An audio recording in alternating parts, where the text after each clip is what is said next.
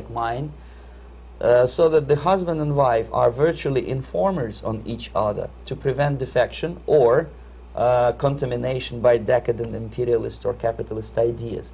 In my case, I hated that girl so much that the moment I landed in Moscow, we were divorced, and I married later, second time. By the end of my first assignment in India, I was promoted to the position of public relation officer. You can see me here translating a speech by a Soviet boss.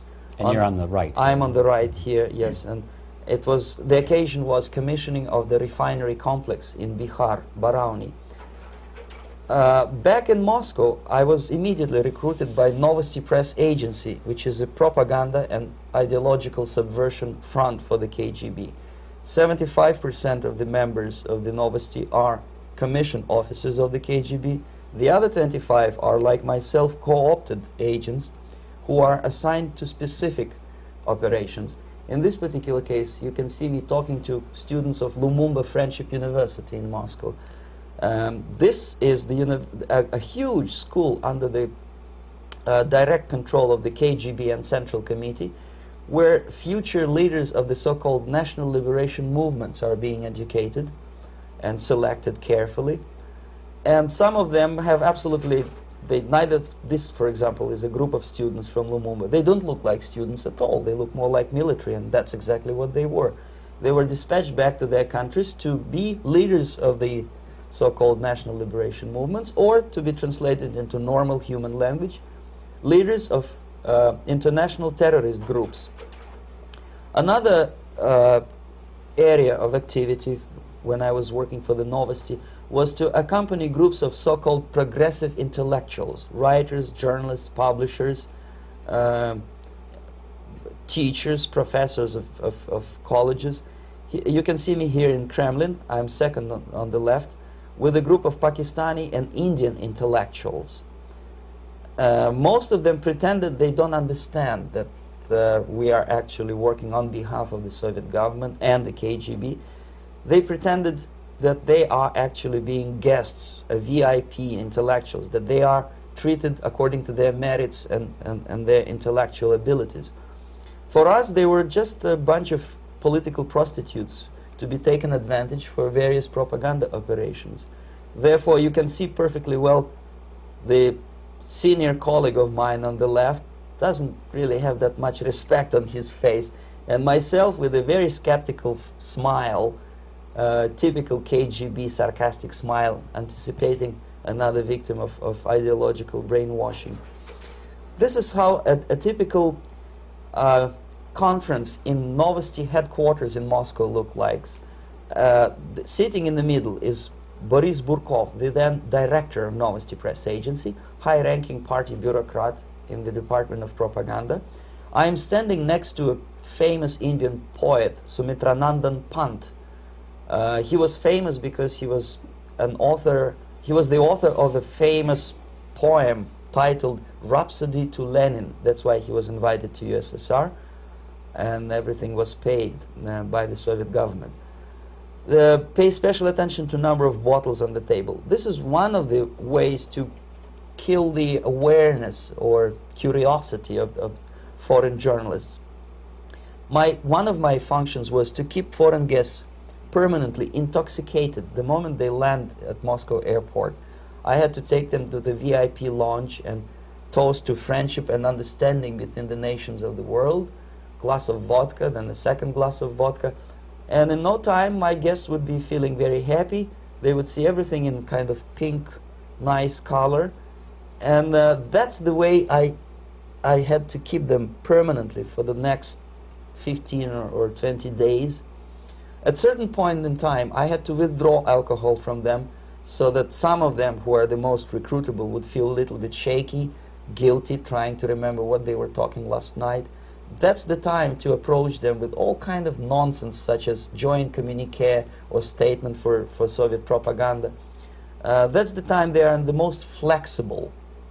And of course, what they didn't understand, they didn't realize or pretended not to realize, that myself, who was drinking together with them, was not drinking at all. I had ways to get rid of alcohol through various techniques, including special pills which were given to me by my colleagues.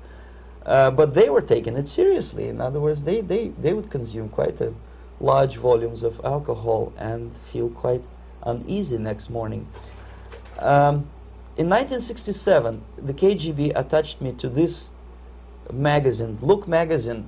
A group of 12 people arrived to USSR from United States to cover the 50th anniversary of October Socialist Revolution in my country.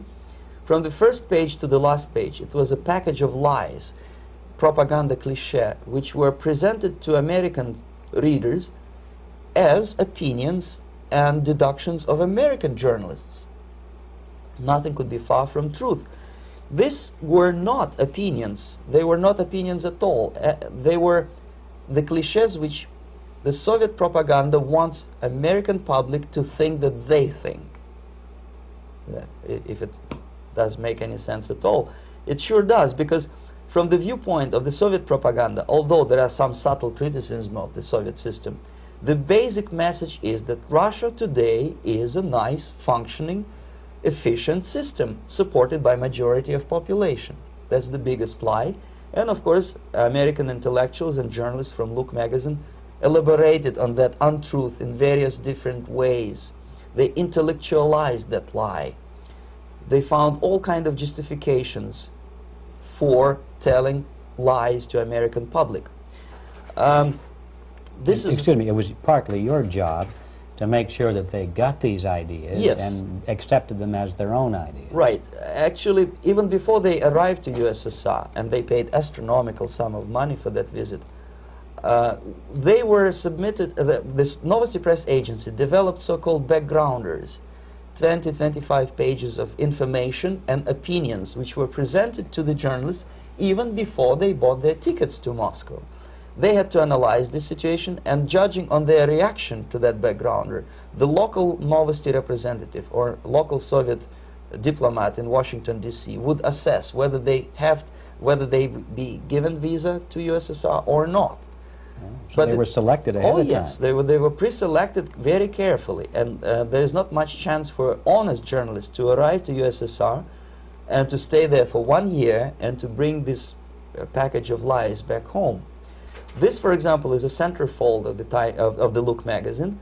They presented this monument erected by Communist Party in Stalingrad as the symbol, personification of Russian military might. And they said in the article, which is published on the site, that Soviets are very proud of the victory in the Second World War. This is another big myth, a lie. No sensible people would be proud to lose 20 millions of their countrymen in a war which was started by Genoese Hitler and Comrade Stalin and paid by American multinationals.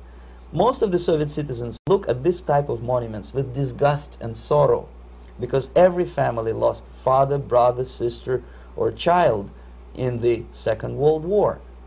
Yet American journalists who were trying to appease, to please their hosts, presented this picture on the centerfold as the symbol and personification of Soviet national, they call it Russian national spirit. And it was greatest misconception and a very tragic misunderstanding. Of course, Look magazine was not distributed in USSR. The main audience was in United States. But I presume that many Americans, millions of Americans who were reading Look magazine at that time, had absolutely wrong idea about the sentiments of my nation, about what the Soviets are proud of and what they hate. This is a group, you see the same lady with the sword in Stalingrad. This is the group of journalists. Myself is in the center with the same devilish smile. And Mr. Philip Harrington is on the extreme left there with his camera. This is the gentleman which was so deaf or so uninterested in what I had to say to him. This is the same picture, a blow-up of the same picture. Many guests from various countries, in this particular case from Asia and Africa, were taken by me as a Novosti Press Agency employee for a tour across Siberia, for example. We would show them typical kindergarten, you see, nothing special by American standards, just nice children sitting, eating their breakfast or lunch. What they could not understand, or they pretended not to understand, that this is an exemplary kindergarten. This is not the kindergarten for average person or average family in USSR. And we maintain that illusion in their minds. You can see myself under the red spot in the middle there, with the same business-like expression. I'm doing my job. That's what I'm assigned to do, and that's what I was paid to do. But deep inside, I still hope that at least some of these useful idiots would understand that what they are looking at has nothing to do with the level of affluence in my nation. This is a better picture which reflects the true spirit of the Soviet childhood. This picture was printed in a Canadian government publication by mistake. In the middle you can see children playing on a small courtyard, and the caption goes, "This is a typical kindergarten in Siberia." What these idiots didn't understand, that it is not kindergarten at all. It is a prison for children of political prisoners. But there was not a single mentioning that what they were visiting actually was an area of concentration camps. And the job of people like myself to help them to not to notice that they are actually talking to prisoners. Most of the children were dressed, especially on the occasion of the foreigners' visit. Of course, there were no corpses on the ground. There were no machine gun guards. And well, it looks not very pleasant, as you see. It looks dull, but obviously it does not create an impression that this is actually a prison. Well, did any of the journalists have the curiosity to ask about prisons and that kind of thing? Yes. They were in Siberia. Yes. This is what you associate. Yes, some of them asked questions, and naturally we would give them, for the stupid question, we give them stupid answer. No, there are no prisons in Siberia. No, most of the people who you see are free citizens of USSR. They are very happy to be here, and they are contributing to the glory of the socialist system. Some of them pretended that they believe what I was telling them, and most of them, we may discuss it later, what are the motivations of these people? Why would they stubbornly bring lies to their own population through their own mass media? I have various answers to this. There is not a single explanation. It's a complex of explanations. It's fear, pure biological fear. They understand that they are on the territory of an enemy state, a police state. And just to save their rotten skins and their miserable jobs, their affluence back home, they would prefer to tell a lie than to ask truthful questions and report truthful information. Second, most of these schmucks were afraid to lose their jobs, because obviously if you tell truth about my country, you will not last long as a correspondent of New York Times or Los Angeles Times. They will fire you. What kind of correspondent are you? You obviously cannot find common language with Russians if they kick you out in 24 hours. So just by trying to be conformist to their own editorial bosses, they tried not to offend the sentiments of the Soviet administrators and people like myself. Deep inside, I hope they would insult my or offend my sentiments. Obviously, they preferred not to. Another reason, I refuse to believe it, but obviously, there is another reason. Obviously, it's a greed.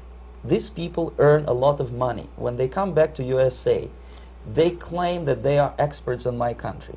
They write books which sells in million copies, titled like Russians, The Truth About Russia. Most of it is lie about Russia. Yet they claim to be Sovietologists. They play back myth about my country, the propaganda cliches. Yet they stubbornly resist the word of truth. If a person like Solzhenitsyn is either defecting or kicked out of USSR, they try all their best to discredit him and to discourage him. I don't have much chance to appear on national network with a true story about my country. But a useful idiot like Hendrik Smith or Robert Kaiser, they are big heroes. They come back from USSR. They say, oh, we were talking to dissidents in Russia. Big deal. Soviet dissidents are chasing American correspondents in the streets, and they are cowardly escaping from these contacts. For some strange reason, if you want to know more about Spain, you refer to Spanish writers.